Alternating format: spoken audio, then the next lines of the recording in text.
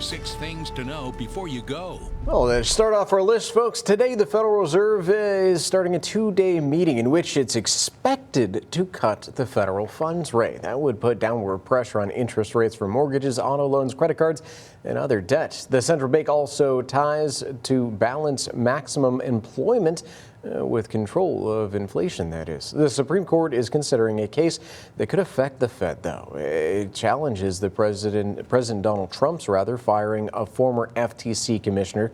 The case could affect his power over the independent agencies like the Fed.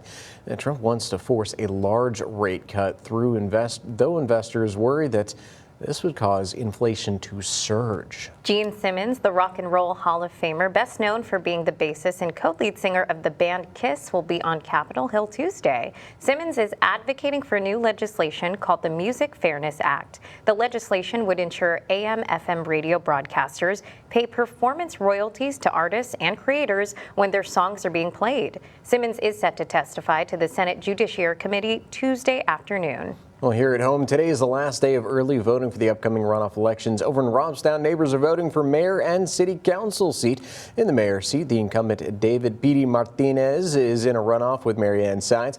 Also on the runoff ballot is a race for Robstown Council Member Place #1 seat. The candidates are John A. Raymond and Robert Silgero. Runoff election day, well, that is Saturday, December 13th. The Corpus Christi City Council is holding its first meeting of the month today to discuss the all-too-familiar topic. And we're talking about water, of course. City Manager Peter Zanoni will give council members an update on several water supply projects, and there will be a special focus on the Evangeline groundwater project. It could provide the city with 12 million gallons of water per day, but the project, of course, has been met with opposition from San Patricio County residents. We heard from them during an information session held there about 2 weeks ago. Well, parents will get another chance today to tell CCISD what they think of a proposal to close 7 schools. This is video from the first community meeting held last week over at Travis Elementary, one of the many schools that could soon close. The other schools include Fanning Sanders, Castores Elementary, along with Brown, Haas, and Martin Middle Schools. The next community meeting is today at 5 p.m. over at Tom Brown Middle School. Show up, get your voice heard.